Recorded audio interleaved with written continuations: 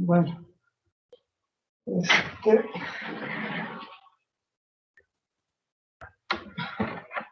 la clase pasada no pude iniciar con el capítulo 5, así que bueno, ya no me acuerdo qué tanto vi. Déjenme ver algo.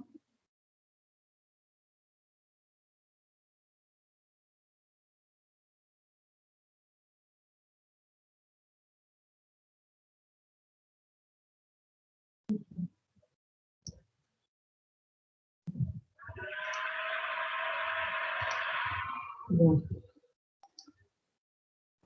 habíamos empezado con el...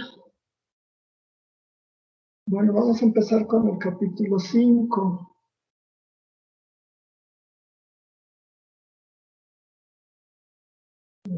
Como les decía, tiene que ver algo así como motivación a la curvatura o por qué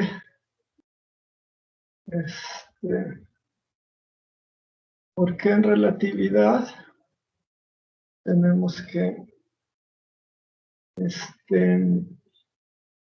usar espacios curvos. Entonces, permítanme, voy a apagar mi cámara porque me deslumbra un poquito. Ok. Entonces, tenemos que esencialmente todo lo que sigue va a ser platicado. Son un conjunto de argumentos que en principio nos deben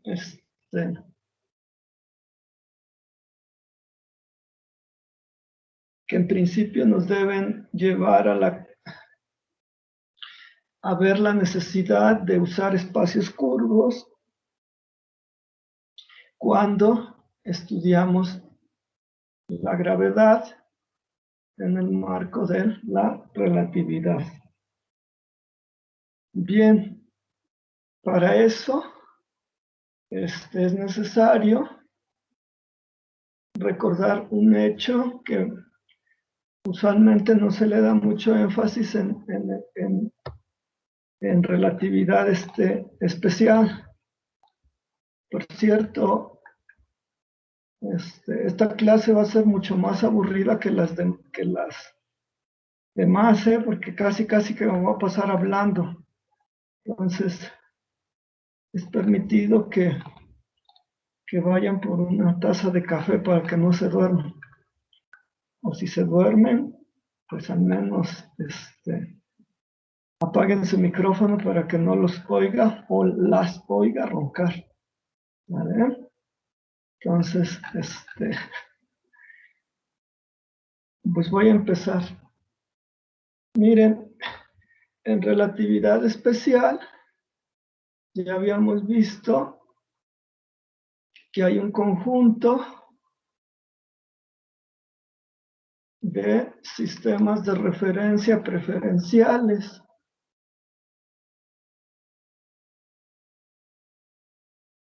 Este conjunto de sistemas de referencia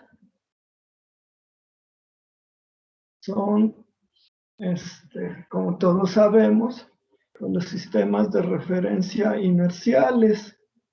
Es más, todo lo que hicimos en relatividad especial lo hicimos en este tipo de sistemas de referencia. No es que en relatividad especial no se puedan considerar sistemas de referencia acelerados, simplemente no es usual. Entonces, hasta ahorita lo que llevamos es que hemos estudiado relatividad especial en sistemas de referencia inerciales. Estos sistemas de referencia, pues dos aspectos que, o sea, no son los únicos, pero dos aspectos que quiero resaltar es que, primera, eran globales. Son sistemas de referencia globales. Esto es, cubrían, por decirlo, todo el espacio de Minkowski. O sea, un sistema de referencia me bastaba para dar las coordenadas de cualquier evento que ocurriera en el espacio-tiempo de Minkowski. Esto es, con un sistema de referencia, en principio soy capaz de determinar las posiciones y los tiempos en los que ocurren todos los eventos en el espacio de Minkowski. Eso era un aspecto, que son globales. El segundo aspecto es que para encontrar un sistema de referencia inercial, debo primero hallar una partícula libre. Esto es una partícula que no interactúa, sobre la que no actúa alguna fuerza, porque ya sabemos que una partícula libre en un sistema de referencia inercial se va a mover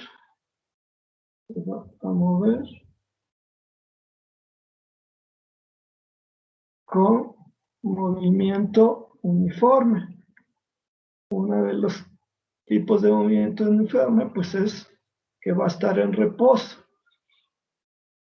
Esto es, primero hay una partícula que no interactúa y un sistema inercial sería aquel en el cual dicha partícula está en reposo y permanece en reposo.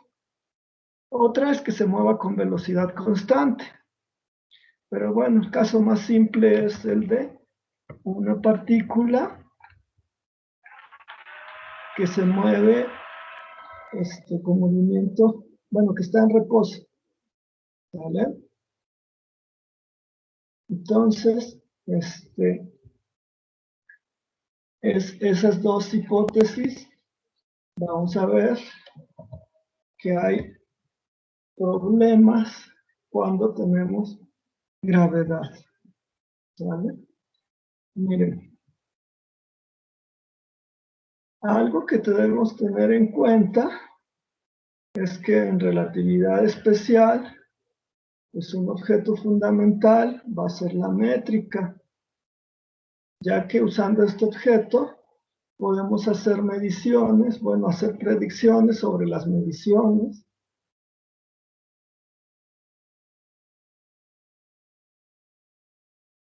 Sobre mediciones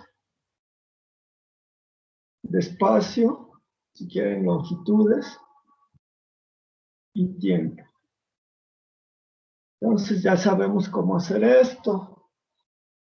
A partir de este objeto, por ejemplo, podemos determinar el intervalo. Sabemos que el intervalo es invariante.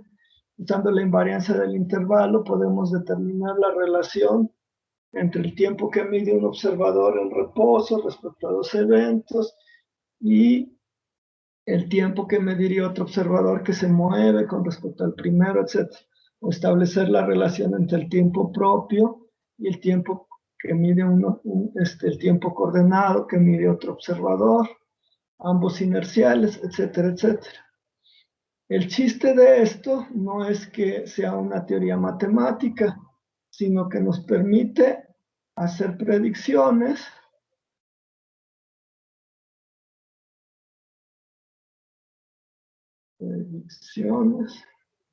y estas predicciones se verifican, o al menos se han verificado,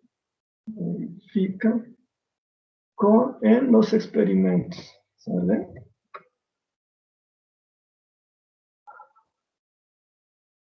Entonces, la construcción que vimos no es ociosa, está motivada porque nos permite hacer, bueno, están predicciones y estas predicciones están verificadas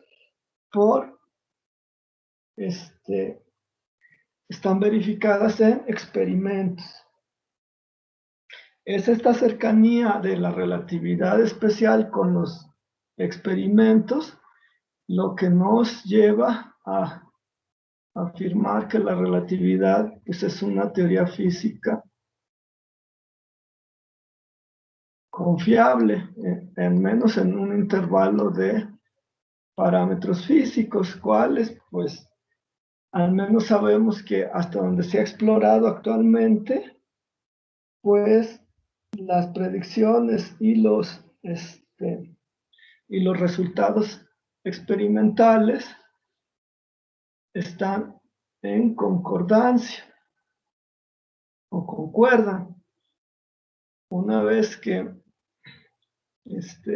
se encontrara alguna desviación de estos entre lo que predice la teoría y lo que se observa en el experimento, pues no es tan grave, simplemente nos diría que hay que encontrar una nueva teoría que reemplace a la relatividad especial para cierto conjunto para otras situaciones donde ella ya no es aplicable, pero hasta donde conocemos, esta teoría funciona bastante bien en, en, en los experimentos que hemos llevado a cabo.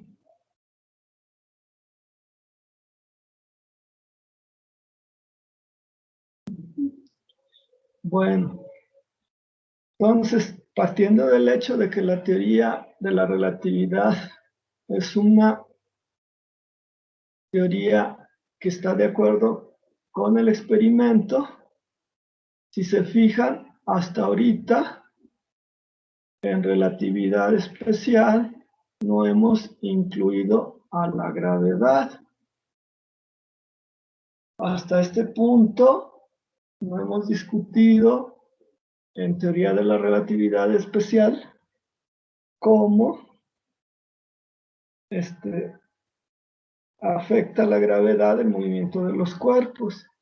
Y eso tiene que ver con el hecho de que usualmente consideramos a la gravedad una fuerza. Pero vamos a ver que esto no tiene, ya en un mar, ya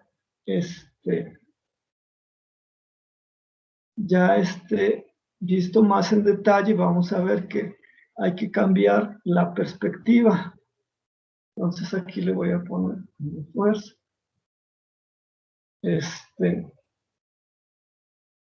Entonces, vamos a ver que bueno, primero, ¿por qué necesitamos una teoría relativista de la gravedad? ¿Por qué? ¿Por qué una teoría relativista? ¿Por qué? Pues bien, porque hasta este punto lo que sabemos,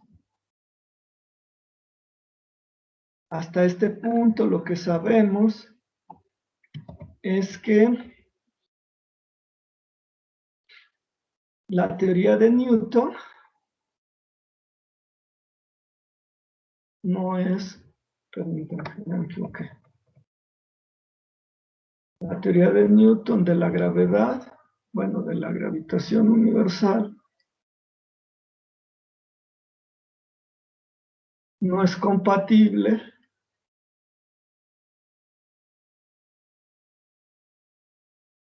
con la relatividad especial. ¿Y por qué no es compatible? Porque la teoría de Newton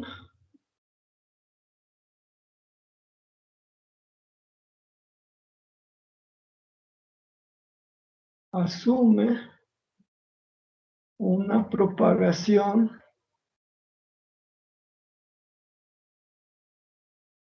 instantánea de las señales. ¿Sale? Esto está en desacuerdo con uno de las puntos que remarcamos mucho en la parte de relatividad especial. ¿Cuál punto? Que la velocidad de la luz es constante y que aparte es una velocidad límite de las señales. O sea, nada se puede mover con una velocidad mayor que la velocidad de la luz. Entonces, la teoría de Newton, al asumir una propagación instantánea de las señales, esto es, si en este momento el Sol desapareciera, nosotros en ese mismo instante, teníamos que salir de la órbita que sigue la Tierra en una dirección tangencial. Pero eso, de acuerdo con la relatividad, no tiene que pasar. Con la relatividad especial, no tiene que pasar, sino que tendríamos que esperar un determinado tiempo, al menos 8 minutos creo, para enterarnos de que el Sol ha desaparecido y que por lo tanto ya la Tierra se tendría que mover libremente. Entonces, este hecho hace incompatible la teoría de Newton con la relatividad especial. Entonces, lo que buscamos es construir una teoría de la gravedad compatible con los principios de la relatividad. Pero vamos a ver que no es posible construir la teoría en el marco de la relatividad especial, sino que es necesario generalizar y construir una teoría, una nueva teoría que va a ser la relatividad general. Entonces, hay que tener en cuenta ese detalle. No es un capricho construir una teoría relativista de la gravitación. Si uno quiere una teoría física de la gravedad que no tenga propagación instantánea, pues tiene que buscar fuera de la teoría de Newton. ¿Sale? Pues tiene uno que buscar fuera de la teoría de Newton. Pues bueno.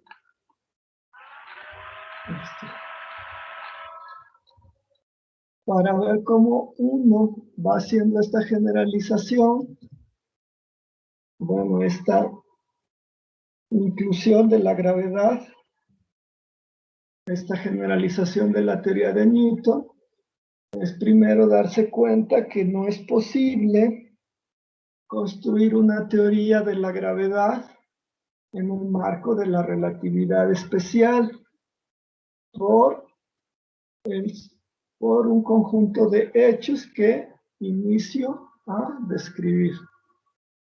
El primero se llama experimento de Einstein. Es lo que llaman en física un experimento pensado.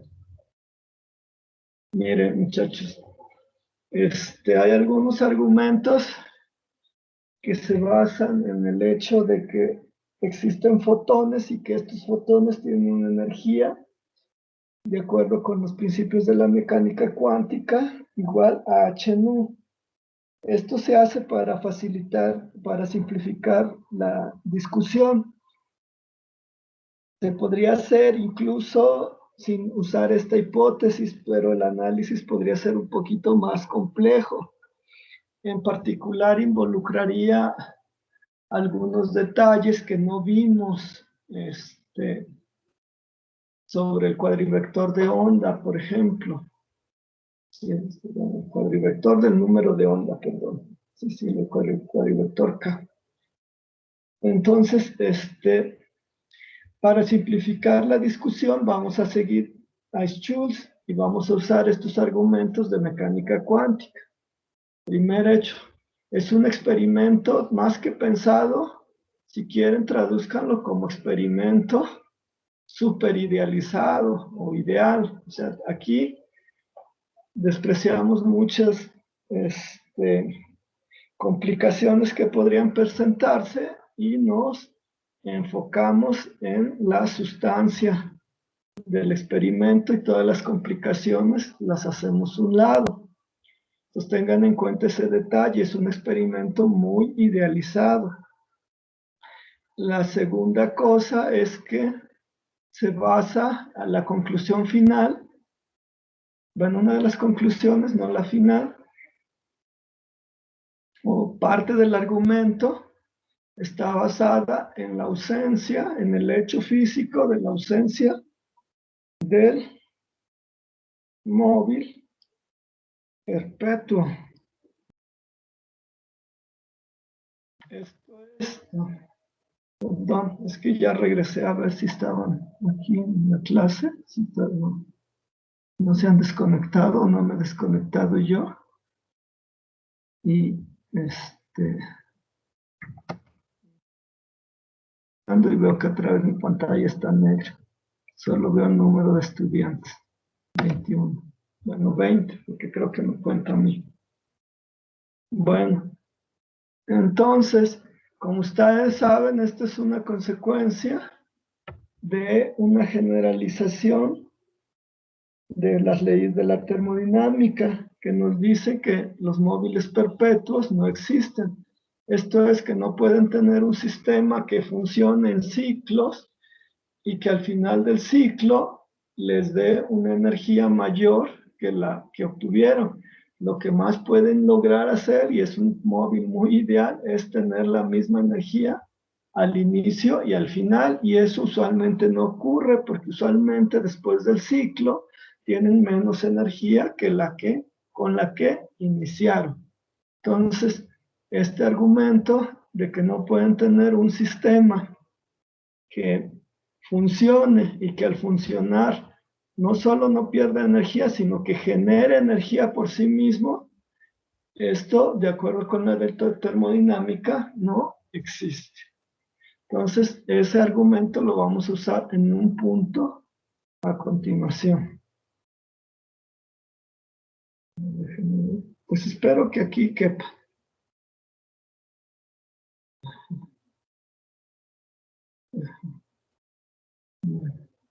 El experimento consta de lo siguiente. Voy a elegir una altura h aquí y voy a poner aquí pues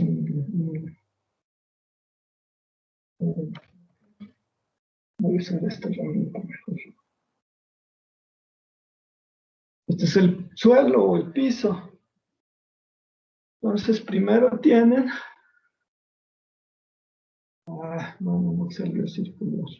Parece pato. Quito el pato. Ahí está, una partícula.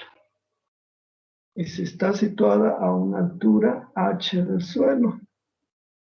El experimento que siempre hacemos en mecánica. ¿Vale? Entonces, esa es la primera posición. Ese es el punto 1. En el punto 2, bueno, la fase 2 del experimento es que la partícula cae. Aquí. El paso 3 del experimento es que la partícula, como dice Schulz, mágicamente, cuando choca aquí en la Tierra, ustedes tienen un dispositivo que la convierte en un fotón de frecuencia h-nu. Es el punto 3, bueno, el paso 3.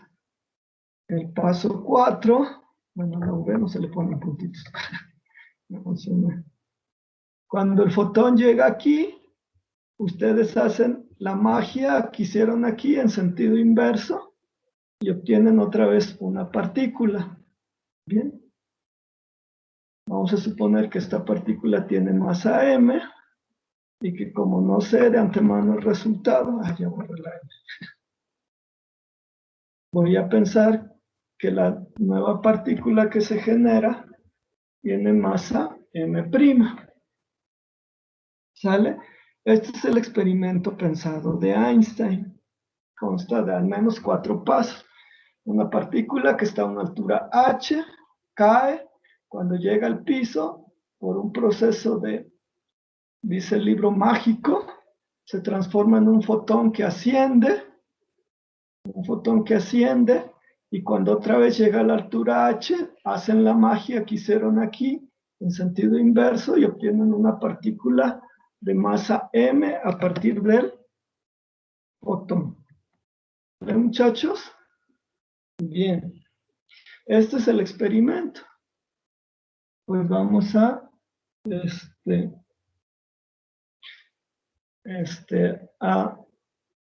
a ver ahora con un poquito de cuentas qué está pasando. Pues primero, debido a que la partícula cae, sabemos que la energía que tiene aquí sería m más la energía potencial. Recuerden, debo considerar que en relatividad la masa en reposo forma parte de la energía. Y hay correcciones de la velocidad a la cuarta. Recuerden que estas son aproximaciones, no las voy a considerar. Voy a suponer que estoy en velocidades suficientemente pequeñas para que estos factores no afecten. Ahorita los escribo, pero después los voy a omitir. Y sé que esta tiene que ser igual a la masa más la energía cinética.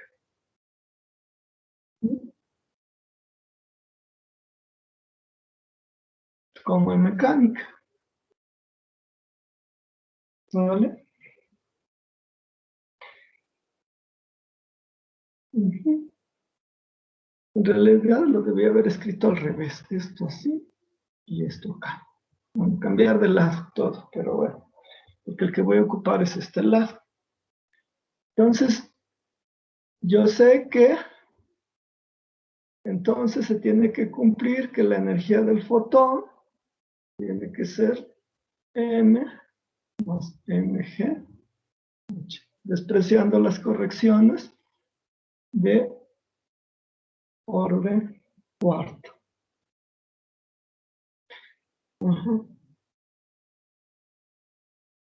Sí.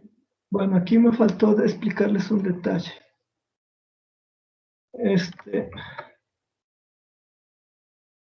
En principio, yo no sé si la gravedad afecta o no al fotón. Así que voy a suponer que el fotón que llega aquí no necesariamente tiene la misma frecuencia. ¿Sale?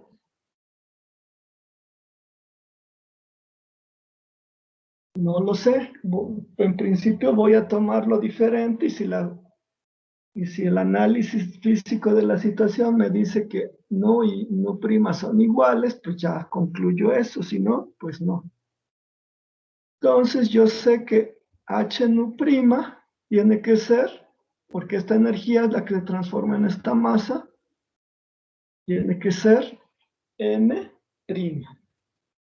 ¿Vale? Pero es aquí donde entra la hipótesis de ausencia del móvil perpetuo. Por ejemplo, si M' fuera menor que M, entonces yo tendría un sistema que cuando funcionara me generaría energía. Si fuera la desigualdad inversa, que M fuera mayor que M, pues haría yo el experimento en dirección contraria y otra vez tendría un experimento donde sería yo capaz de generar energía cuando estuviera repitiendo el ciclo. Entonces, para que eso no pase, de la ausencia del móvil perpetuo, me lleva a concluir que las dos masas tienen que ser iguales. Esto es que H nu prima es igual a M también. Por lo cual, si yo hago esta razón, H nu prima entre H nu, o sea, la energía del fotón que está arriba, entre la energía del fotón que está abajo, esto sería M más mg H. Pero mis M me salieron muy feas. ¿Listo?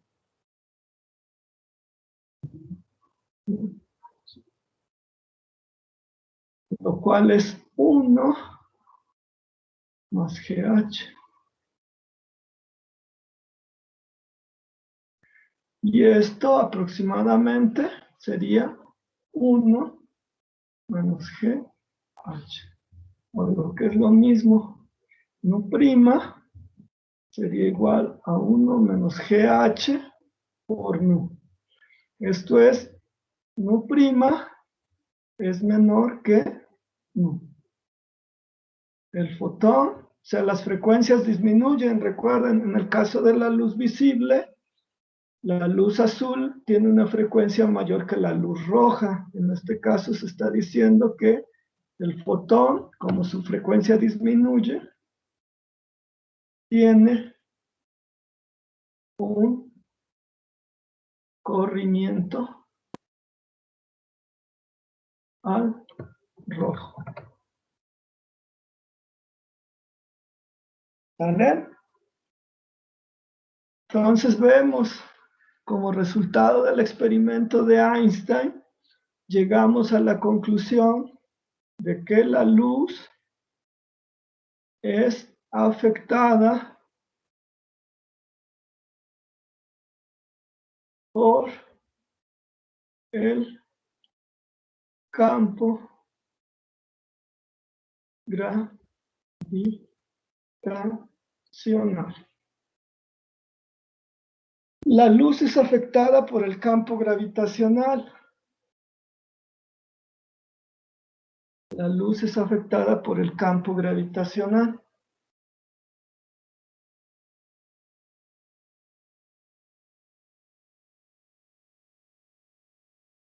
Dirán, bueno, es un experimento pensado, ¿quién lo va a creer? Etcétera, etcétera.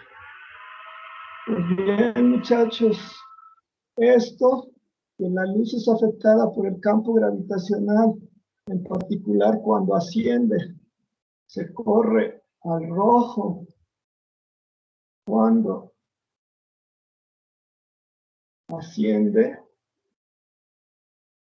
cuando sube, pues, cuando no sube también.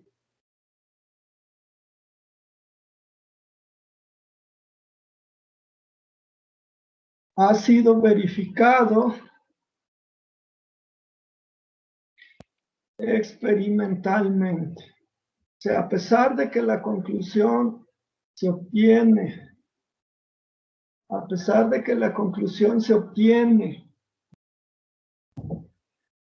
usando un experimento mental o un experimento pensado y que es bastante ideal, este hecho ha sido verificado experimentalmente desde como por 1960. Todos ustedes ni nacían, posiblemente ni sus padres nacían. Fue verificado experimentalmente en los 60 por, ¿cómo se llama? Por Repka. Sí, por Repka, precisamente en los 60, no me acuerdo, creo que precisamente en el 60. Y después por Pom y Snyder, creo. Sí, Snyder, como estos futbolistas. Algunos años después, en particular, creo que ellos trabajaban en el MIT, el Instituto Tecnológico de Massachusetts, e hicieron el experimento en su edificio. Entonces, enviaban un fotón desde el piso y lo detectaban en el techo. Creo que el edificio tenía una altura de 22.5 metros. Y para hacer la medición, como es un efecto muy pequeño, se basan en un efecto que se llama efecto Moss-Bauer. Esto sí, no, lamento, nunca he verificado bien en qué consiste este efecto, pero es un efecto que permite hacer mediciones muy precisas de frecuencia. Entonces, este hecho de que cuando un fotón asciende en un campo gravitacional, sufre un corrimiento al rojo, ha sido verificado experimentalmente. Entonces tengan en cuenta ese hecho. A pesar de que nosotros hemos discutido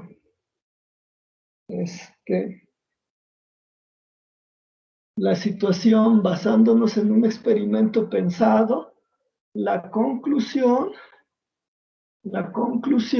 ha sido verificada experimentalmente. Y si esto fue en 1960, como les digo, actualmente pues ya debe haber muchas más verificaciones más precisas. Y en todas se obtiene, hasta donde sé, resultados de acuerdo, bueno, resultados que nos indican que efectivamente los fotones se corren hacia el rojo cuando ascienden en un campo gravitacional. Y no es solo una coincidencia cualitativa, es también cuantitativa. O sea, los números también están de acuerdo. Entonces, vean, este hecho que está aquí no solo es una conclusión de un experimento pensado, es un resultado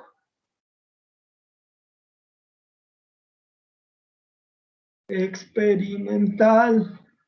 Eso no me voy a cansar de decírselos una y otra vez, que el hecho que la luz es afectada por un campo gravitacional no es un hecho que está esperando verificación experimental, ya fue verificado experimentalmente.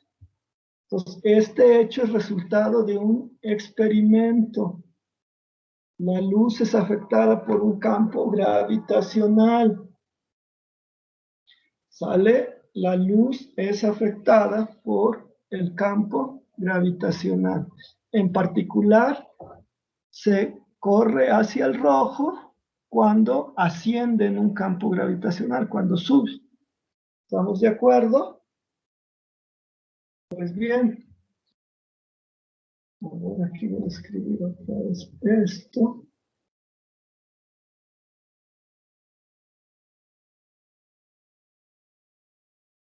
Y esto lo simplifiqué.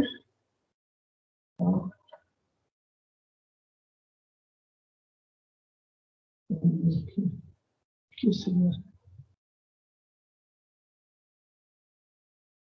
Aquí se va.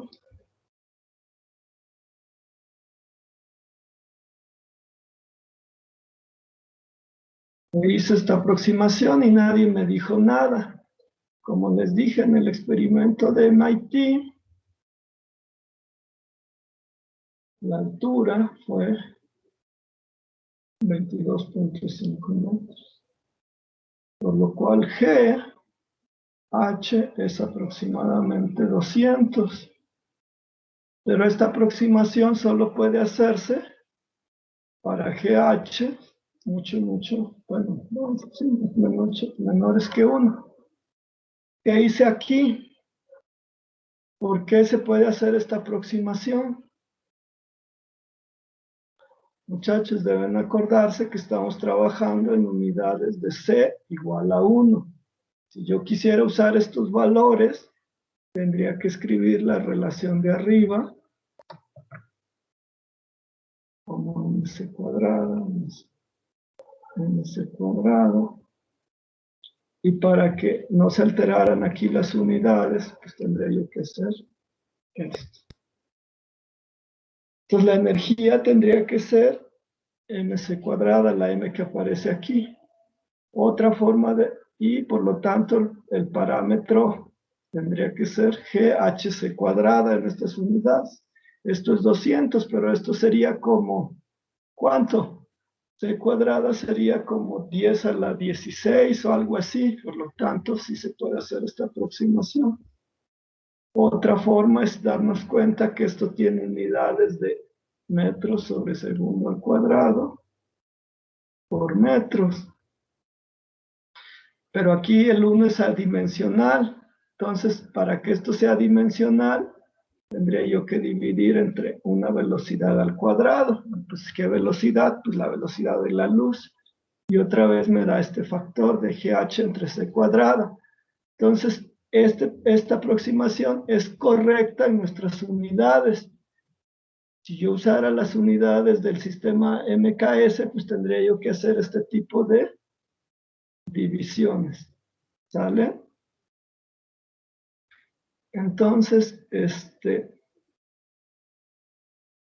bueno, entonces nada más era para aclarar este punto, no se vayan a enojar después, cuando estén estudiando, digan, este factor es de orden 200 y aquí usó que GH era muy pequeño. No, si es muy pequeño en las unidades que estamos usando. En MKS habría que hacer esta división.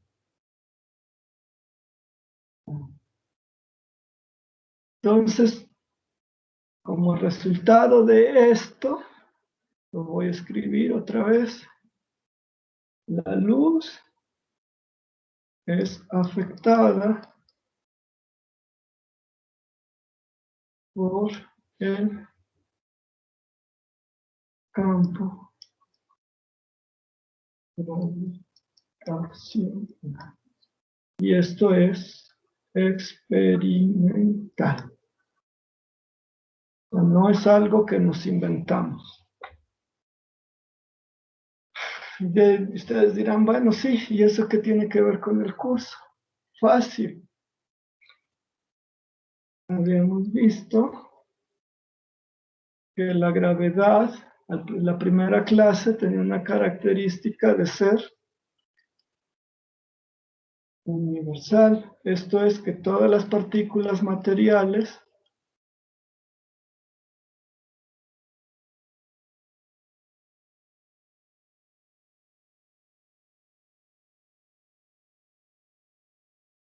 son afectadas por la gravedad. ¿Vale? Ahora le hemos sumado que la gravedad también afecta a la luz. Ustedes dirán, ¿y eso qué? Pues bueno, muchachos, para encontrar un sistema de referencia inercial, ¿qué necesitábamos? Una partícula que no interactuara. Pero si hay gravedad, vean, no solo afecta a las partículas materiales, también afecta a la luz, por lo cual, en principio, no puedo encontrar esta partícula que no interactúa, por lo cual es complicado hallar un sistema inercial de referencia en presencia de gravedad, ya que no satisfago la condición inicial de tener una partícula que no interactúa. Mejor le voy a poner interactúa nada más. No interactúa. Sí, no sé. Entonces vean, en presencia de gravedad y usando el hecho de que la interacción es universal para las partículas materiales y el hecho de que incluso afecta a la luz, me lleva a que en presencia de gravedad la premisa que tengo que satisfacer para construir un sistema inercial de referencia no se cumple. No se cumple, muchachos. No se cumple. Bueno, vamos a omitir este hecho. Vamos a suponer que podemos encontrar un sistema inercial. Por cierto, antes. Miren, para el caso de las otras fuerzas que conocemos, por ejemplo, en el electromagnetismo, primero, en el caso del electromagnetismo hay partículas que no sienten la interacción electromagnética. ¿Cuáles son? Pues las partículas neutras. Así que en principio, si tengo campos electromagnéticos, aun cuando tenga campos electromagnéticos, puedo encontrar una partícula que no interactúa. ¿Cuáles serían? Pues las partículas neutras. Entonces, usando partículas neutras, en principio yo podría encontrar mi sistema de referencia inercial. ¿Sale? Segundo, la fuerza electromagnética para una partícula, o sea, la trayectoria que va a seguir esa partícula, la trayectoria depende de la razón de la carga a la masa. Depende de E entre N. Y esta razón no es la misma para todas las partículas, es diferente. Bueno, aquí lo voy a poner mejor. La razón de la carga a la masa. Por ejemplo, esta razón no es la misma para el electrón que para el protón, porque la carga es la misma, pero la masa es diferente. ¿Vale? Esto es, la trayectoria va a depender de esta cantidad. Pero, en el caso de gravedad, y eso es algo que la hace también especial, vean, ya encontramos algo que hace especial a la gravedad. Primero, que era universal. Segundo, que afecta a la luz. El tercer hecho que quiero resaltar que hace especial a la gravedad es el siguiente. Para las mismas condiciones iniciales,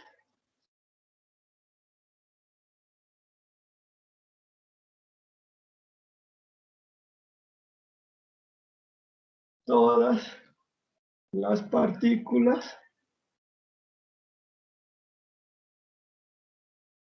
siguen la misma trayectoria.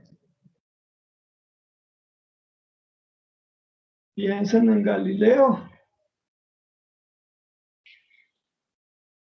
En principio, por ejemplo, él soltaba, muchos dicen que de la Torre de Pisa, ya muchos dudan que sea cierto, pero bueno, él demostró, lo más probable es que usando planos inclinados, no dejando caer objetos de la torre inclinada de Pisa, él demostró que todos los cuerpos caen con la misma aceleración en un campo gravitacional, en el campo gravitacional de la Tierra, si omitimos factores como rozamiento, etcétera, etcétera. Entonces, este hecho tiene como consecuencia, y bueno, se ha generalizado y se ha verificado experimentalmente, es que para las mismas condiciones iniciales, o sea, para la misma velocidad inicial y despreciando los efectos del aire, etcétera, etcétera, todas las partículas siguen la misma trayectoria, independientemente de la composición o masa del objeto. Entonces, vean, ese hecho también hace especial a la gravedad y la distingue de las otras fuerzas. Entonces, al menos ya hemos remarcado 3 hechos, que es universal, afecta a la luz, y bajo las mismas condiciones iniciales, todas las partículas siguen la misma trayectoria. Este también es un hecho experimental, se ha verificado también muchísimas veces. Bueno, ustedes van a decir, bueno, sí, ¿qué? Ya vi que en principio este hecho de la universalidad de la gravedad y el hecho de que afecta la luz conspira para que no pueda satisfacer mi premisa de encontrar una partícula que no interactúa. Además, pues vamos a suponer que de alguna forma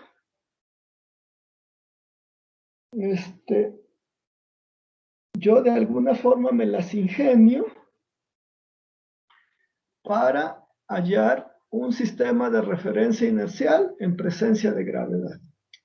Vamos a suponer que somos suficientemente ingeniosos y que de alguna forma construimos un sistema inercial de referencia en presencia de gravedad. Y que aquí tengo mi diagrama de espacio-tiempo.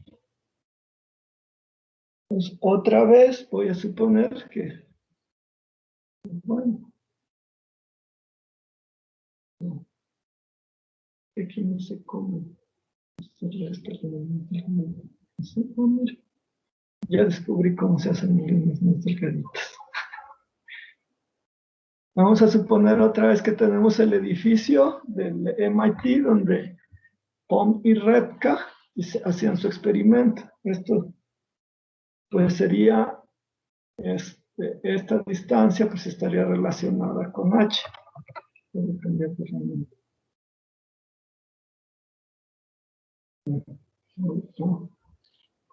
Esto. Que es la más gruesa.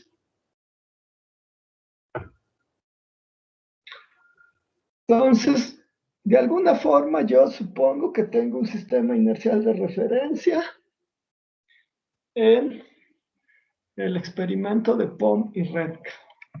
Omito todos los inconvenientes. Entonces, me las ingenio y tengo mi experimento de Pom y Repka. Tengo mi experimento de Pom y Repka. Entonces, lo que hago es pues, estudiar cómo la emisión del fotón desde en un instante t1, como no sé cómo, sé que lo afecta, como no sé cómo, pues supongo que no se mueve a lo largo del cono de luz. Aquí está un campo gravitacional G. Un campo gravitacional G.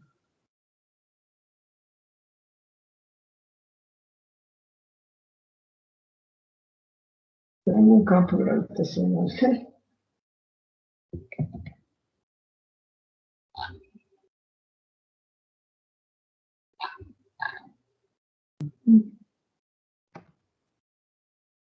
Como ya sé que el campo gravitacional afecta a la luz, pues el fotón no necesariamente se va a mover por el cono de luz, sino que se va a mover pues en una trayectoria diferente.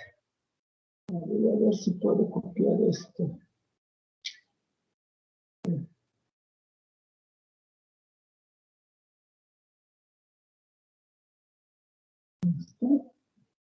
Y después voy a tener otro fotón, que lo emito un tiempo después, pero como el campo gravitacional de la Tierra es estacionario o estático si quieren, entonces la trayectoria del segundo fotón va a ser congruente, por eso copié la trayectoria. O sea, si la trayectoria de este es esta, la del segundo fotón, pues es esto. Es congruente con esta porque simplemente el campo gravitacional de la Tierra pues no está cambiando. Entonces, de la manera que afecte a este fotón va a ser la manera en la que va a afectar a este fotón. ¿Estamos de acuerdo? Otra vez, bueno. Negra, ya ni me quejo.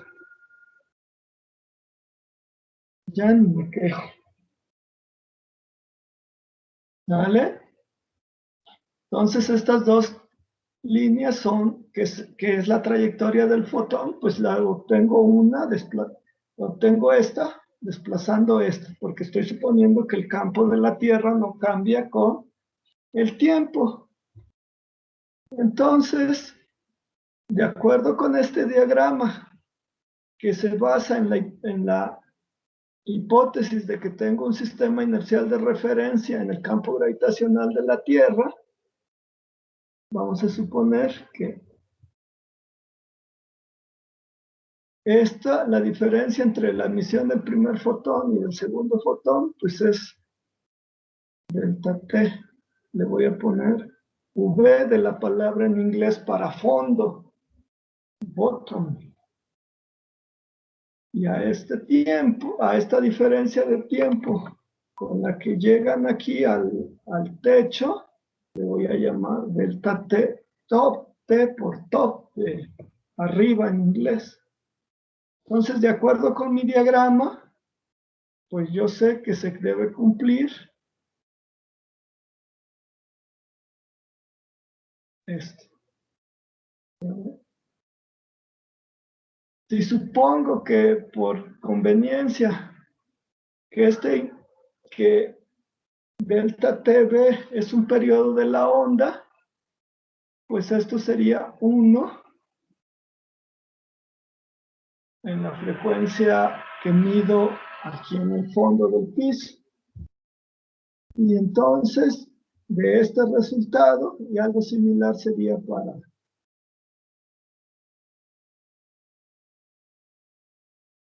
¡Ah!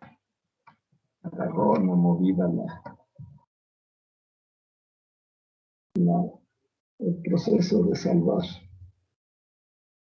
Si yo ocupo pues vean, estos resultados los estoy obteniendo bajo la hipótesis de que existe un sistema inercial de referencia.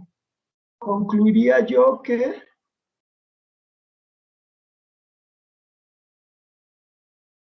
la frecuencia en el fondo es igual a la frecuencia en el techo.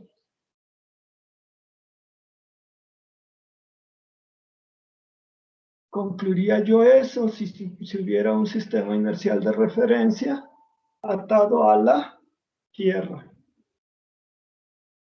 ¿Vale? Concluiría yo esto.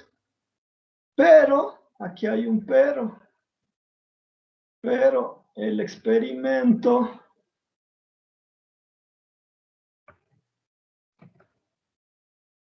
de Pont y Repka, y eso es un hecho experimental, me dice que la frecuencia en el techo es menor que la frecuencia en el fondo. ¿Por qué? Porque se corrió al rojo. Cuando ascendió, cuando hizo esta trayectoria de aquí a aquí, se corrió hacia el rojo, o sea, su frecuencia disminuyó. Entonces, aquí hay una contradicción entre este resultado y este resultado, pero este es un resultado experimental.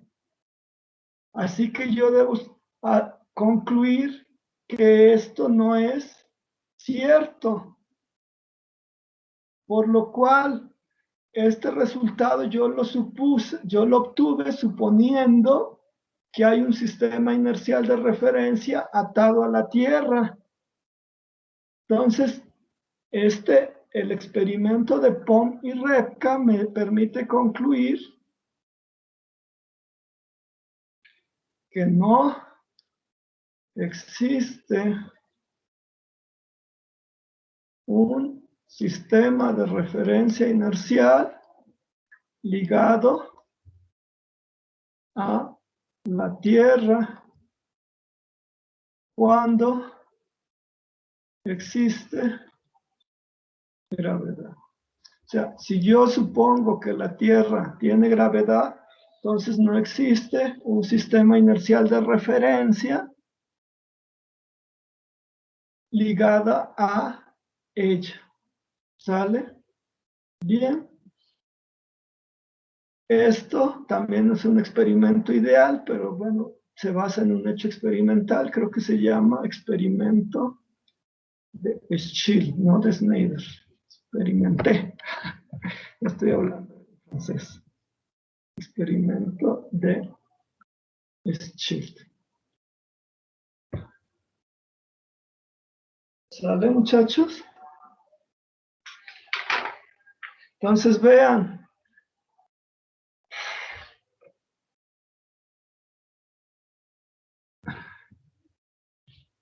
La gravedad es universal. La gravedad afecta a la luz.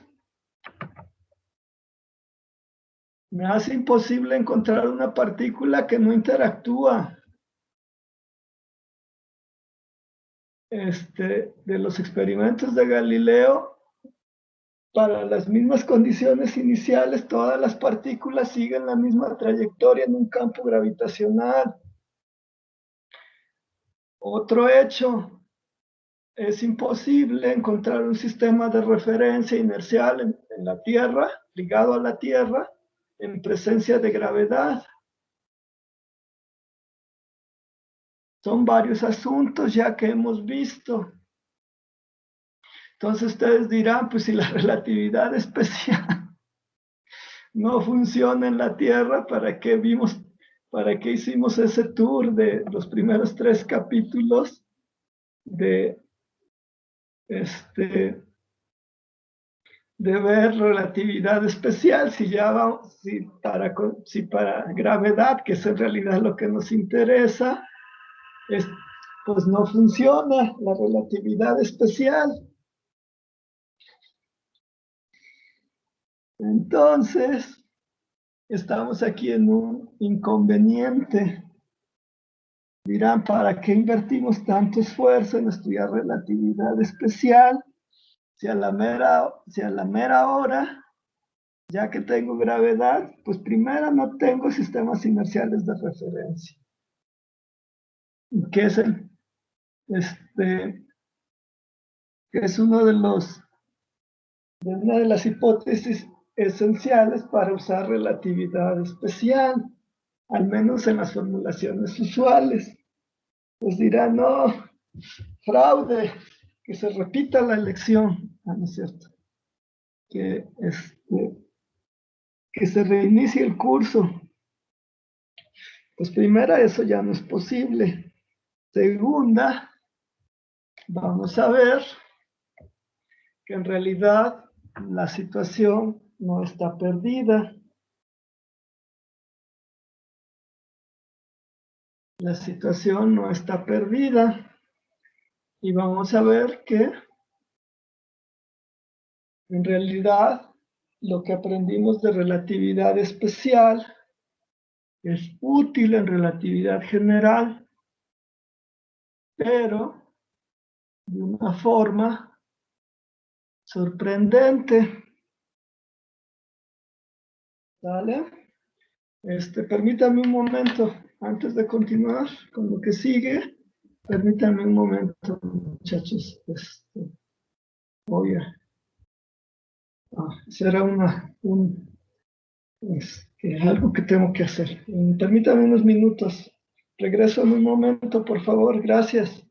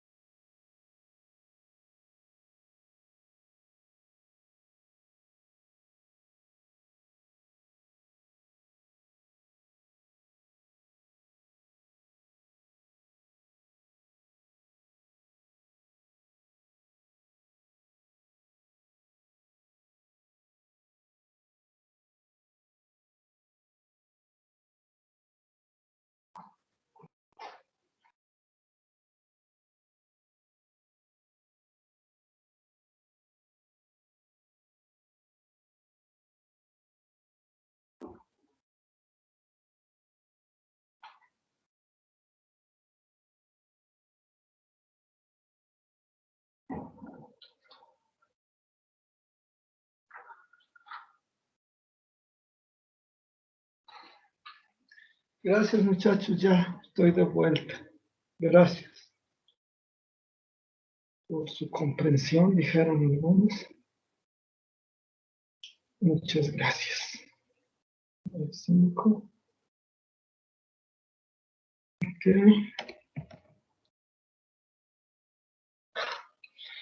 Ustedes dirán, bueno, ya. ¿Y ahora qué sigue?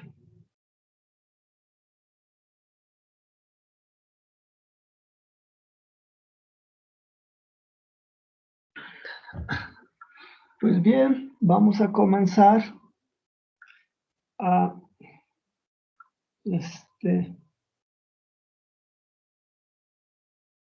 a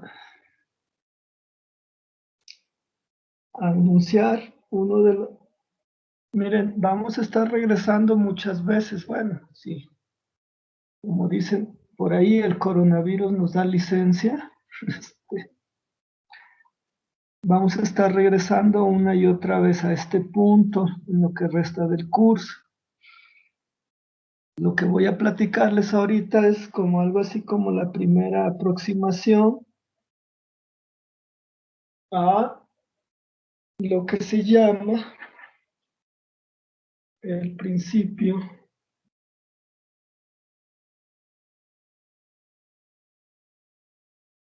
de equivalencia. Bueno, antes, hasta ahorita, hasta lo que llevamos ahorita, dudas, comentarios, ¿no?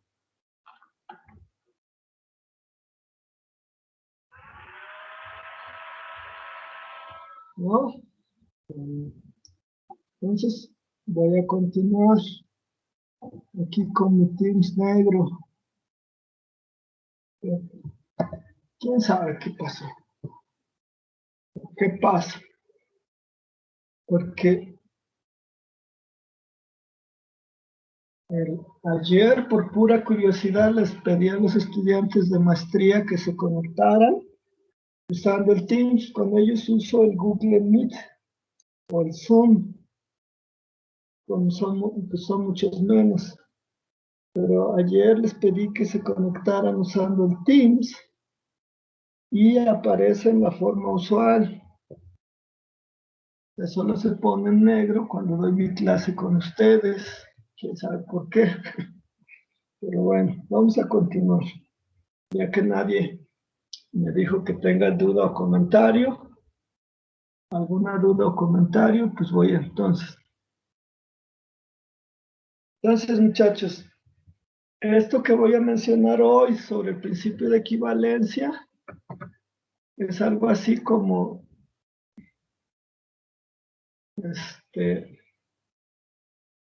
pues la primera aproximación de algo que vamos a algo que vamos a estar volviendo recurrentemente en lo que falta del curso.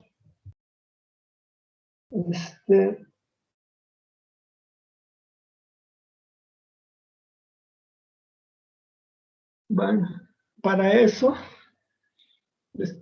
ya les comenté una cosa, ya les comenté dos hechos. La motivación para el principio de equivalencia es lo que ya les comenté.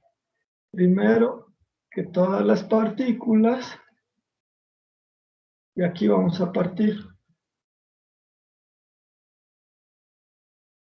siguen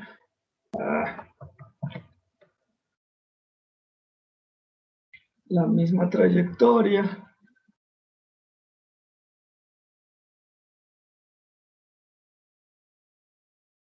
en un campo gravitacional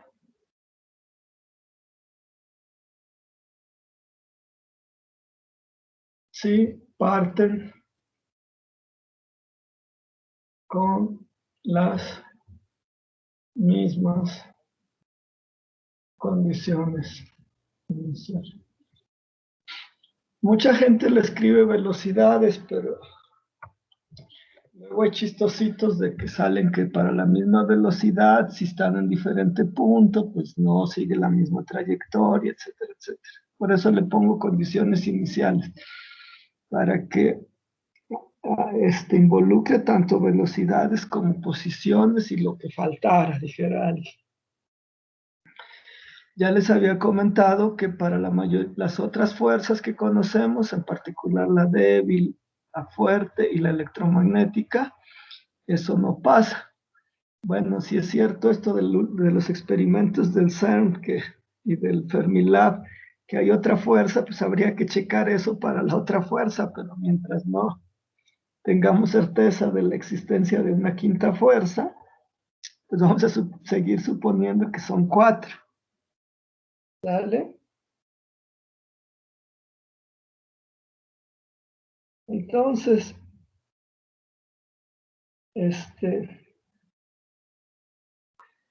esto ya vimos que en el caso de las otras fuerzas, puedo determinar otras fuerzas, le voy a poner.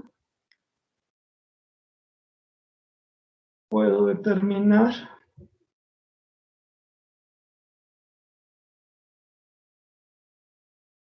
una partícula, se puede encontrar, bueno, para que en lugar de determinar creo que es mejor encontrar.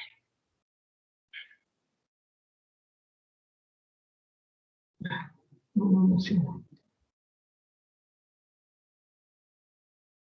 una partícula que no interactúa. Siempre puedo hacer eso.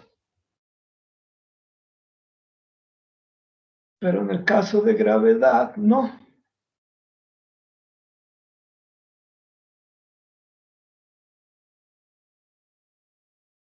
Lo cual me lleva a que es muy, al menos, en la mejor situación, al menos es muy complicado encontrar un sistema inercial de referencia. Y ya vimos que si asumo la existencia de uno, igual tengo problemas porque me lleva a concluir me lleva a hacer ciertas predicciones que no están de acuerdo con los experimentos. En particular, recuerden el experimento de Schill. Entonces, ¿qué hacer? Dijera alguien por ahí.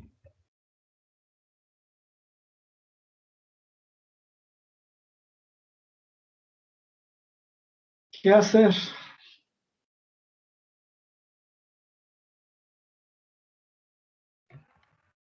¿Qué hacer?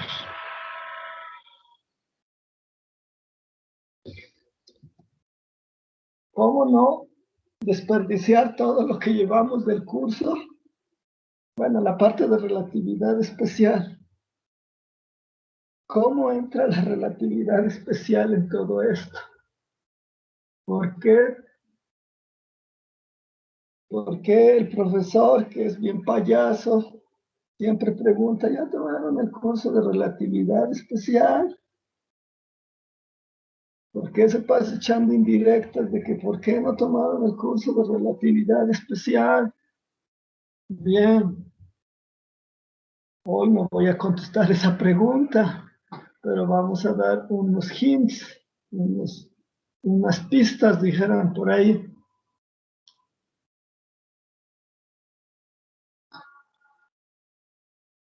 Y las pistas comienzan a aparecer haciendo lo siguiente, notando lo siguiente.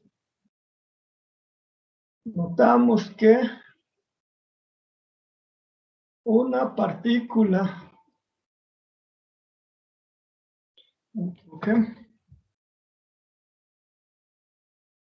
en caída libre, o sea que va cayendo solo bajo la influencia de la gravedad. Siempre que les diga caída libre, me refiero a que la partícula solo se mueve bajo la influencia de la gravedad. Permanece en reposo en el... Bueno, ya, mejor aquí. No, ¿cómo se puede mover esto? No me había fijado. No, ¿cómo lo moví? Perdón, bueno, ya. libre permanece en reposo en el sistema de referencia, también en caída libre. Entonces, ¿qué estoy haciendo, muchachos? Estoy estudiando el movimiento de una partícula en presencia de gravedad, por ejemplo, en el campo gravitacional de la Tierra. Entonces la dejo caer, la dejo en movimiento bajo la influencia de la gravedad únicamente. Pues esta partícula inicia un movimiento uniformemente acelerado, como nosotros sabemos.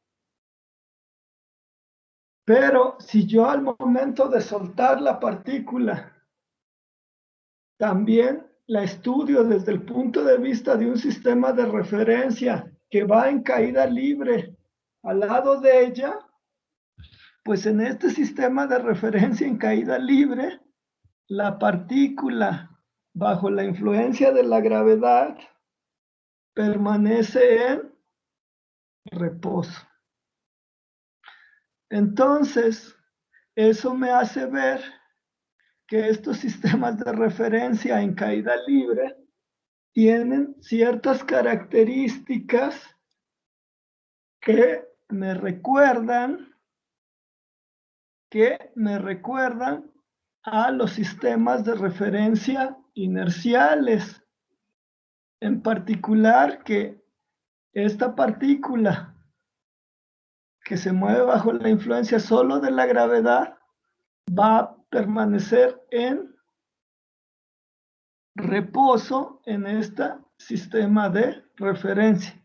Parece algo muy tonto, pero vamos a ver que este hecho tiene consecuencias interesantes. Entonces vean, una partícula que se mueve bajo la influencia de la gravedad, para ella puedo encontrar un sistema de referencia en la cual ella está en reposo y permanece en reposo a lo largo de su movimiento.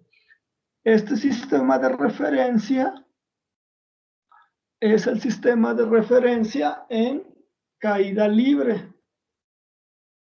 Entonces pueden decir, pues ya la hicimos, ya tenemos nuestros sistemas de referencia inerciales.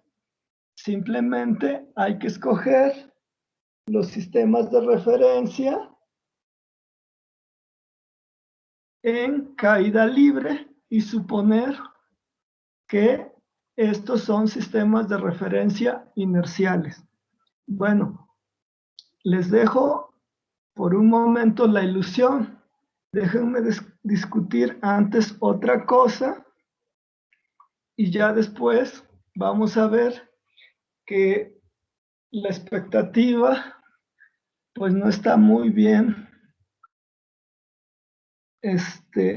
Bueno, es una expectativa muy ambiciosa que no se cumple, pero que se cumple a cierta aproximación. Entonces, en presencia de gravedad, ya vimos que es complicado encontrar sistemas de referencia inerciales.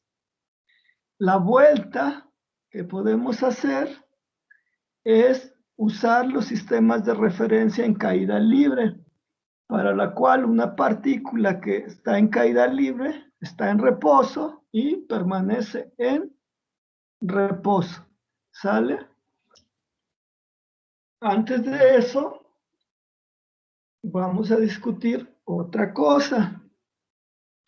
Vamos a ver a la gravedad desde otro punto de vista. ¿Sale? Ahorita vuelvo a estos sistemas de referencia en caída libre. Supongamos,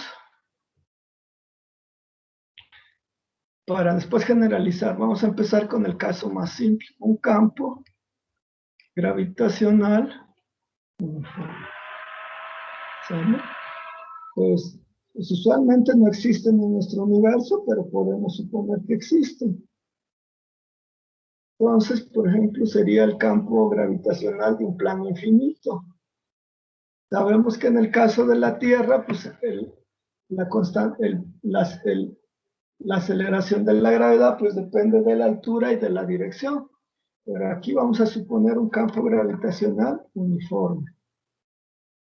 Bueno, que mis flechitas no son muy muy buenas.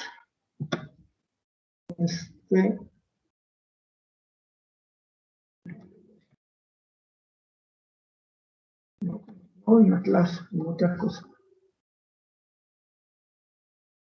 Entonces, aquí en este campo gravitacional uniforme, pues sabemos que una partícula se mueve uniformemente, de forma uniformemente acelerada, en este campo gravitacional uniforme. Pero ahora, cambiemos un poco la perspectiva. A esta cantidad le voy a llamar G, por pura, ya saben qué. ¿Sí? Ahora vamos a ver la perspectiva desde otro punto, de esta situación desde otro punto de vista. Y para eso voy a tener la misma partícula, pero ahora suficientemente lejos de cualquier campo gravitacional. Pero la voy a ver pues en un carro o en un cohete, lo que ustedes quieran, que se mueve uniformemente acelerado con la misma del módulo aceleración G, pero ahora hacia arriba. Entonces, desde la perspectiva de este observador que va en este carrito, en este cohete, la partícula igual cae con una aceleración G. ¿Sí?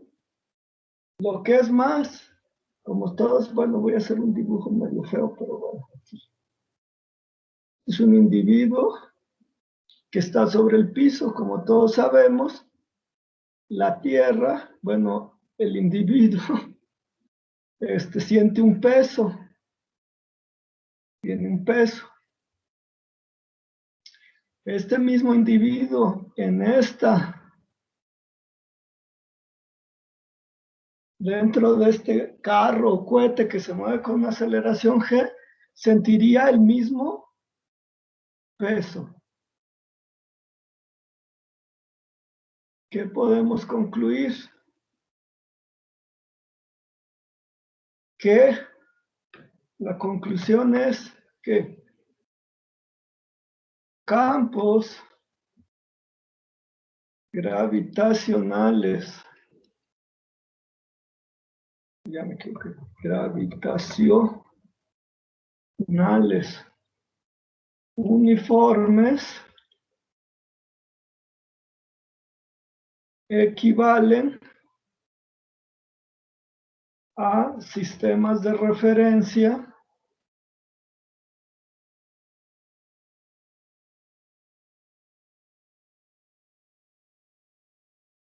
uniformemente acelerados. Equivalen, principio de equivalencia. Esto es, me da una equivalencia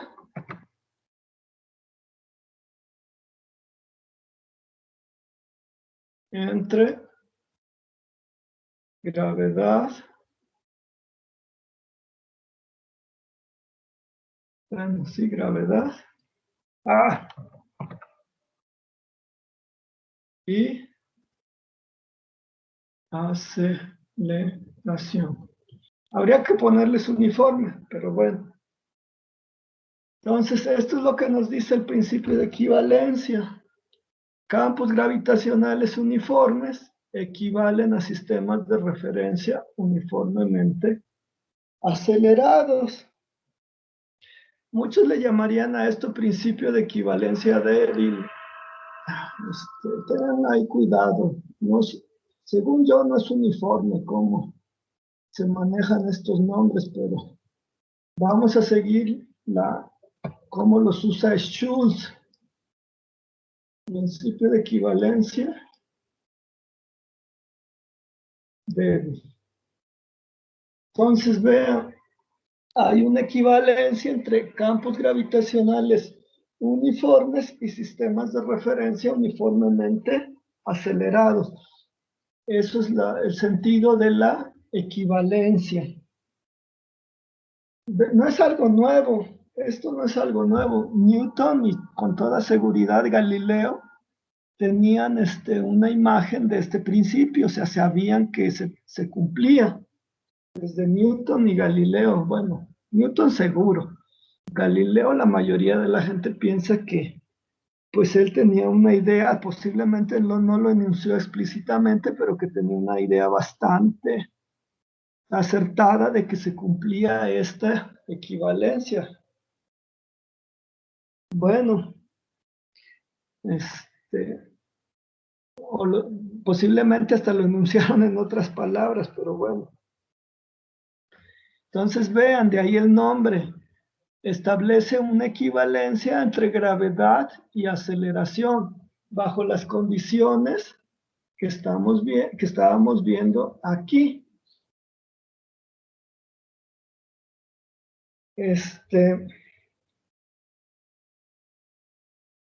Miren, hay una cosa que se llama principio de equivalencia de Einstein, como le llama Schultz, que por el momento no lo voy a enunciar, lo voy a enunciar más adelante. Y ese principio de equivalencia de Einstein me va a permitir usar lo que sé de relatividad especial en relatividad general. No coman ansias, ahorita no voy a enunciarlo, pero existe una forma que es el principio de equivalencia de Einstein. Otra gente creo que le llama fuerte, principio de equivalencia fuerte, que me va a permitir usar lo que sé de relatividad especial en relatividad general, en presencia de un campo gravitacional. Por el momento solo me enfoco en este. Entonces vean, ya he notado otra característica de la gravedad, al menos de la gravedad uniforme. Campos gravitacionales uniformes equivalen a sistemas de referencia acelerados. Pero aquí el problema, como dicen en mi tierra, bueno, no les voy a decir como dicen en mi tierra porque es de peraza. El problema parece que donde existen campos gravitacionales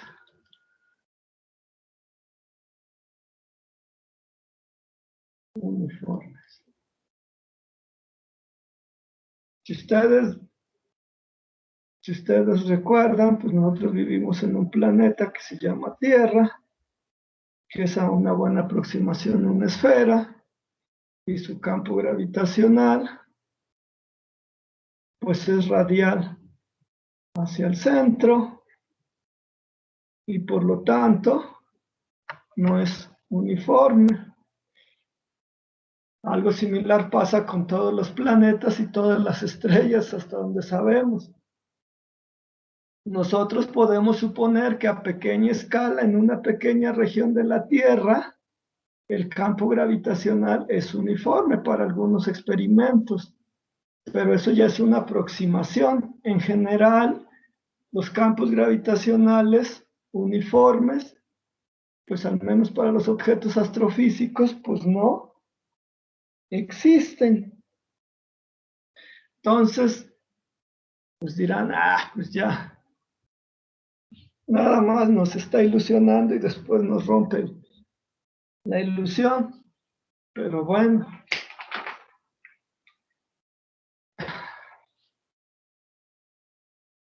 la situación no está totalmente perdida, muchachos.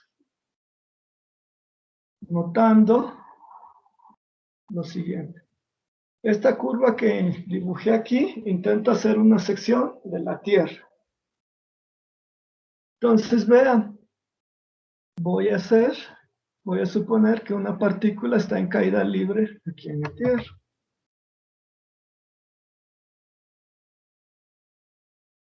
Bueno, ¿no? Por más que el intento no me quedó bien. Ya, con mucha imaginación, pues esa es su aceleración gravitacional, G. Y ahora voy a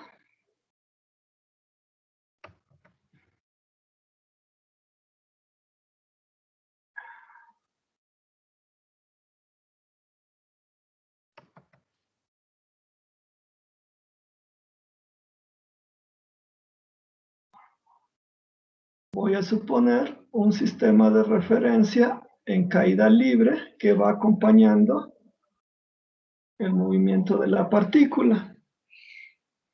También va en caída libre. Entonces la partícula permanece en reposo en este sistema de referencia. Pero vean, en primera, si la partícula cayera, o sea, si supongo que aquí está la esfera completa, si supongo una partícula en el polo sur, si este es el polo norte, pues en primera el movimiento sería hacia arriba en este diagrama. Y la velocidad de este sistema de referencia en caída libre no coincide con la de este. Primer hecho a notar. Lo que es peor, supongamos que en un instante este sistema de referencia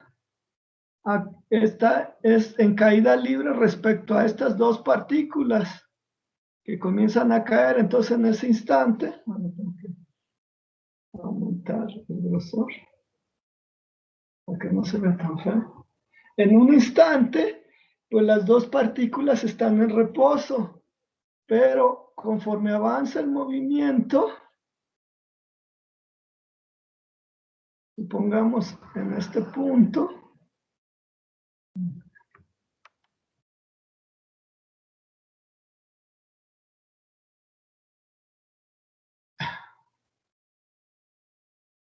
sigue acompañando el movimiento de esta partícula que se mueve hacia el centro. Pero esta partícula ya comienza a hacer algo extraño. En su movimiento radial hacia el centro, pues esta partícula deja de estar en reposo en este sistema de referencia. Se comienza como a acercar a la otra partícula que está en reposo. Ambas partículas se mueven hacia el centro de la Tierra. Bueno, aquí mi dibujo no está muy bien. Si intento mejorarlo, me va a salir peor. Me conozco. No, peor. ¿Sale? Entonces, ¿qué podemos concluir?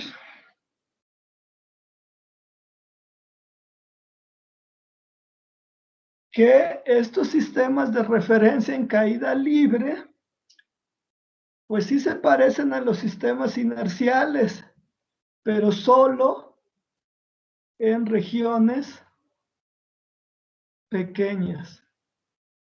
Son localmente inerciales. Los sistemas de referencia en caída libre solo son, le voy a poner inerciales entre comillas, a lo mejor se las quito porque sí es una afirmación certera. Son inerciales en regiones pequeñas. Esto es, son localmente inerciales.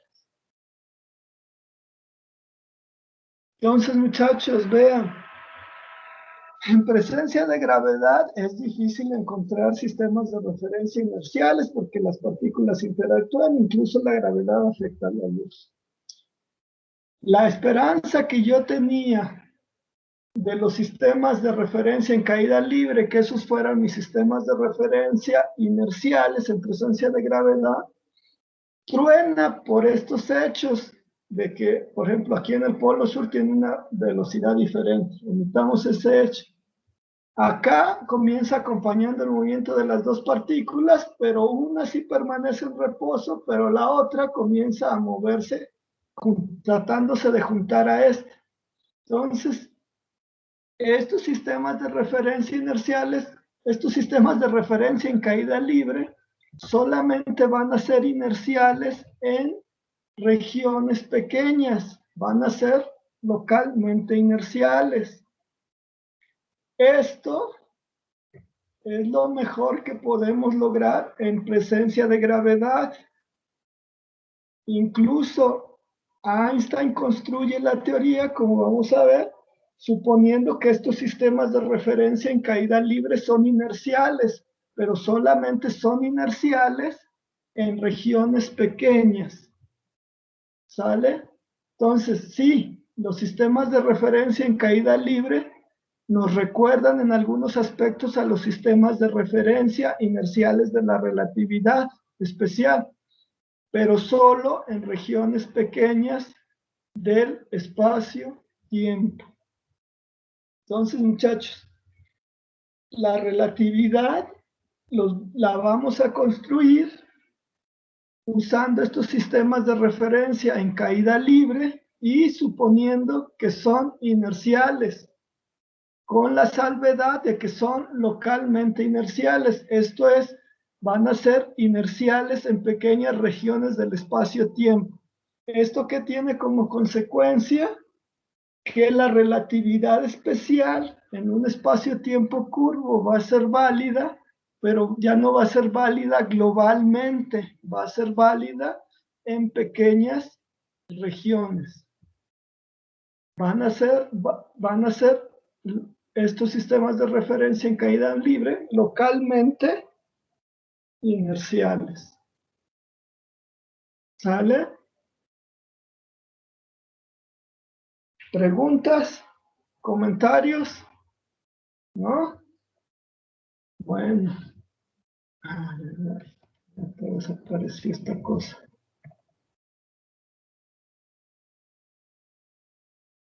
Es que aparece una cosa aquí que no puedo quitar. Estoy checando cuántos hay porque como ya me pasé, bueno, todavía hay 20. Bueno, ya permítanme unos minutos más y les platico de una vez toda la clase, todo lo que les iba a echar de rollo esta clase y ya la siguiente ya empezamos con matemáticas. Ok. Al final de la clase pasada les hice una afirmación que les decía yo que si no la habían escuchado antes, pues yo tenía dudas de por qué estaban en mi curso. La frase era, la gravitación es una manifestación de la curvatura del espacio-tiempo. Esa es la afirmación, es lo que vamos a intentar platicar en unas clases más adelante, pero la frase pues es muy común. Ustedes dirán, todo lo que hemos estado discutiendo en esta clase, pues cómo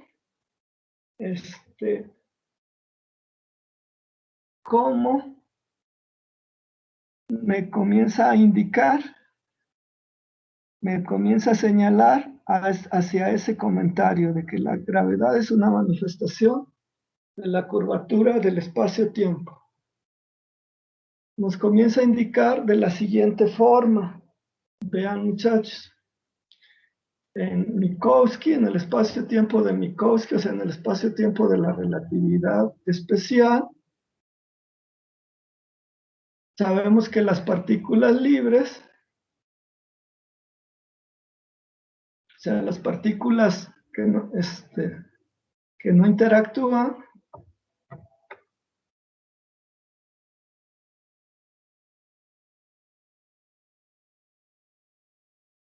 las partículas que no interactúan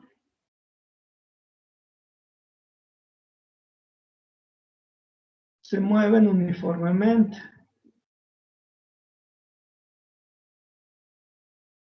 Esto es, se mueven en líneas rectas.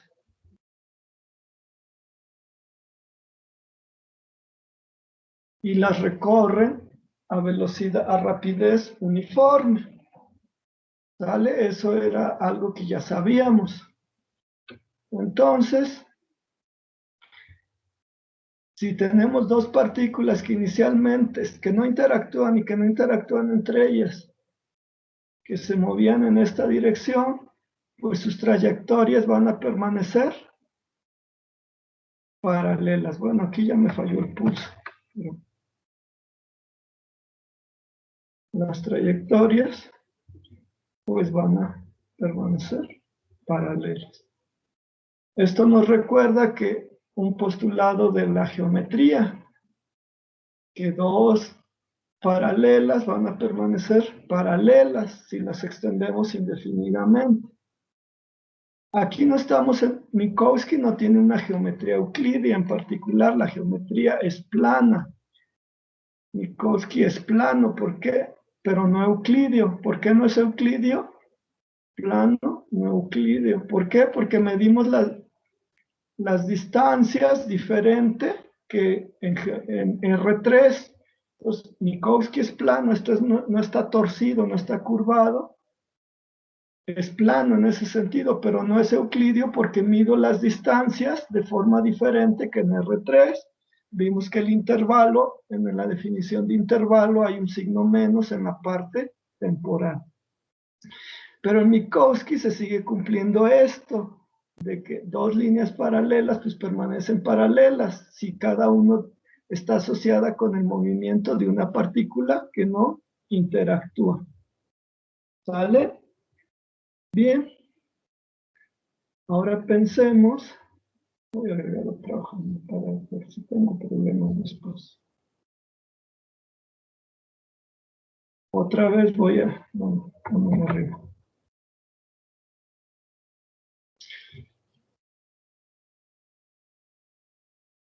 Voy a suponer dos partículas que se mueven solo bajo la influencia del campo gravitacional. Entonces, esto va a tener esta trayectoria. Y voy a suponer otra partícula que también solo se mueve bajo la influencia del campo gravitacional. Vemos ambas partículas tienen una trayectoria hacia el centro de la Tierra, suponiendo que solo se mueven bajo la influencia de la gravedad. Entonces sus trayectorias son tal que tienden a juntarse, que tienden a unirse. Pero esto solo pasa en espacios que son curvados. Por ejemplo, hagan el experimento en una esfera, en una pelota. Y por ejemplo, muévanse del polo siempre siguiendo una trayectoria de tal manera que el vector tangente en cada punto les va marcando en qué dirección se van moviendo y van a ver que aunque inicien en direcciones contrarias, en un polo, terminan cruzándose en el otro polo si hacen el experimento cuidadosamente. Entonces vean, este hecho de que las trayectorias de las partículas que se mueven bajo la influencia de la gravedad finalmente tienden a cruzarse o de tal, inicialmente eran paralelos, bueno, tenían un movimiento, aquí lo hice muy exagerado, pero lo mismo pasa con dos partículas aquí muy juntas, que en principio podrían tener velocidades casi paralelas, bueno, paralelas en un instante, se van a juntar. Entonces, este hecho me dice que en presencia de gravedad, el espacio tiene que estar curvado, porque si fuera plano, pasaría tendríamos esta situación. Como tenemos esta, tengo que concluir que en presencia de gravedad,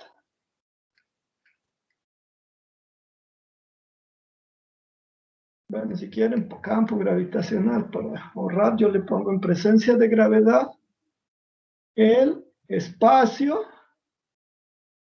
y de una vez le voy a poner el espacio-tiempo, tiene que ser curvo.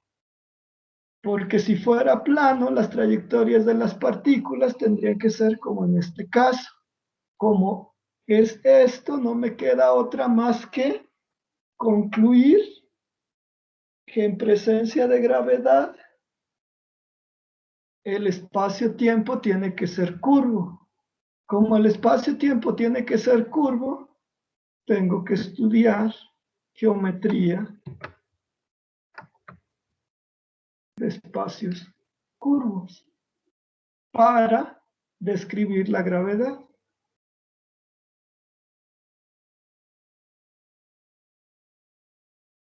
La parte de la geometría de espacios curvos que me interesa es la geometría riemanniana. ¿Sale? Entonces, antes de encontrar las ecuaciones de movimiento de un campo gravitacional compatible con los principios de la relatividad, yo tengo que estudiar un poco de geometría. En particular, ¿qué geometría? La geometría riemanniana. ¿Sale? Entonces, lo que sigue en el curso es estudiar pues la geometría de espacios curvos. No lo vamos a hacer con detalle. Es más, vamos a empezar con un caso muy simple, que es el caso del capítulo 5, donde introduce muchos conceptos, bueno, 2 o 3 conceptos. Tres conceptos esenciales para la geometría riemanniana. Una vez que ya conocemos esos conceptos, en el caso simple que describe el capítulo 5, es muy fácil generalizar a espacios ya arbitrarios, curvados. Entonces, lo que sigue es estudiar los ejemplos sencillos que vienen en el capítulo 5 y a partir de eso, después generalizar estos conceptos al capítulo 6. Ya en el capítulo 6, pues terminando el capítulo 6, finalmente estamos listos para escribir las ecuaciones de Einstein. Pues es lo que sigue, muchachos. Espero que les haya quedado más, bueno, que haya yo motivado la razón de por qué la gravedad es especial. ¿Por qué construir una teoría de la relativista de la gravitación no puede hacerse en el marco de la relatividad especial?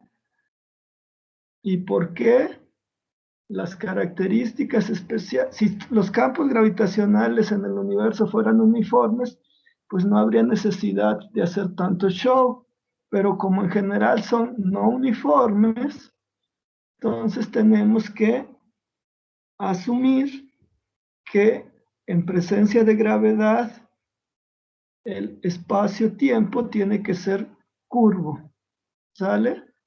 Y pues bueno,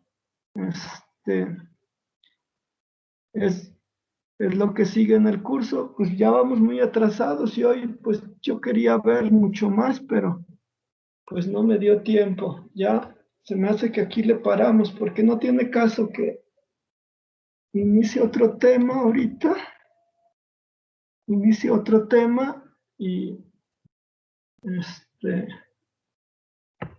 inicie otro tema y ya es muy tarde, ya son casi las 2:30 o ya son las 2:30.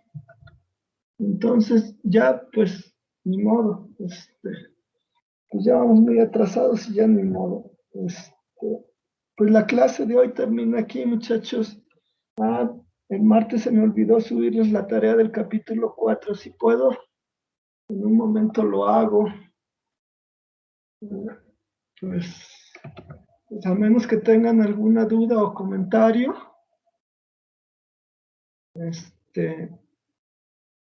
pues yo termino la clase aquí. Espero que esta motivación de lo que viene más adelante los convenza de por qué tenemos que usar, por qué no podemos incluir gravedad en el marco de relatividad especial y por qué tenemos que usar espacios curvos para describir la gravedad.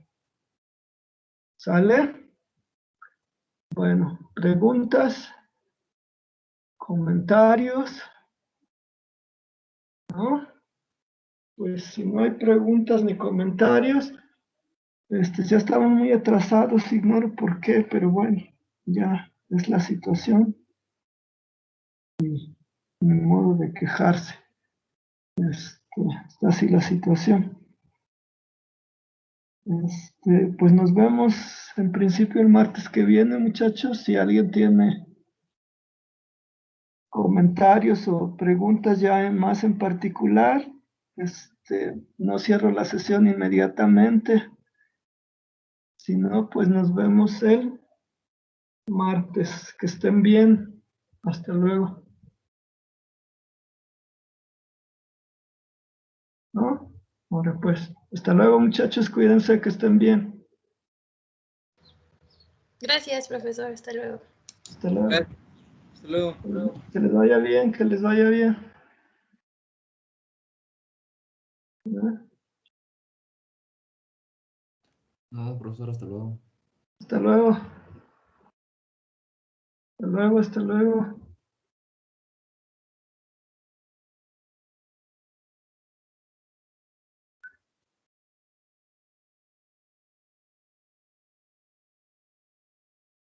¿Te quedaste, Yair? Ah, sí. Buenas. Buenas tardes. Se me olvidó decirle a Oriel que se quedara, pero ya, a ver si la otra, porque no me ha dicho nada de cómo va en su servicio. No, vaya. Si está haciendo algo o ya. ¿Tú cómo vas con los informes? Ay, bien, pero no se los he mandado. Se me ha pasado y pues igual con otras cosas de la escuela no se los he mandado, pero ya se los voy a mandar porque para que los apruebe y los suba. Sí, sí. Solo se sube el mensual, pero Sí, tengo que, sí. Pero en tengo el que, mensual se anexa todo, ¿no? ajá, sí, pero tengo que irte autorizando los semanales, o sea, tú debes tener como esos correos donde yo te digo que el semanal está bien, como prueba de que yo autoricé los semanales. Ah, entonces le envío de uno en uno. Sí, envíame de uno en uno para que yo te vaya diciendo, está bien este semanal, y ya cuando tengas cuatro y un pedacito para completar un mensual, ese también me lo envías, yo te contesto que está bien y ya lo subes. Entendido. Bueno, Sí, pues ok. creo que es todo. ¿Sí? Ok, ya estás totalmente recuperado. Ya no tengo nada. Ya estoy muy bien. Gracias. Qué bueno, qué bueno. ¿Qué tienes ¿Usted que ver? cómo se encuentra? Porque cortó la clase pasada. Ah, sí, un inconveniente, pero ya ni modo. No, ahorita me está doliendo muchísimo mi garganta, por eso estaba hablando tan lento. Me está doliendo. Lo que bajé fue a tomar poquita agua porque ya no aguantaba. A ver qué tal, cómo evoluciona, si evoluciona a mal o evoluciona bien, pero sí, mi garganta me está doliendo mucho. Amanecí así hoy. Bueno, desde anoche me comenzó a doler. Pero voy a esperar unas horas o unos días a ver cómo evoluciona. Sí, sí, Pues o sea, ojalá se mejore pronto, profe. dale Y si no pues. escucha algo, vaya al médico. Sí, pues no queda de otra, porque ahorita sí ni para hacerle al valiente con estas cosas que hay. Sí, sí. Bueno, pues entonces sí quedamos, Jair. A ver si la otra clase me acuerdo de preguntarle a Uriel. Si quiere yo le comento para que se Que, quede para la otra clase. Que quiere hablar con él. por favor, de todas formas, a ver si yo me acuerdo. Sí, sí, de Sí, todas formas, pues yo lo tengo ahí en el WhatsApp, le mando rápido un mensaje. órale, pues gracias. Que esté muy Igual- bien, profesor. igualmente, que Bueno, estés bien. Hasta luego. hasta Hasta luego. luego, que estés bien.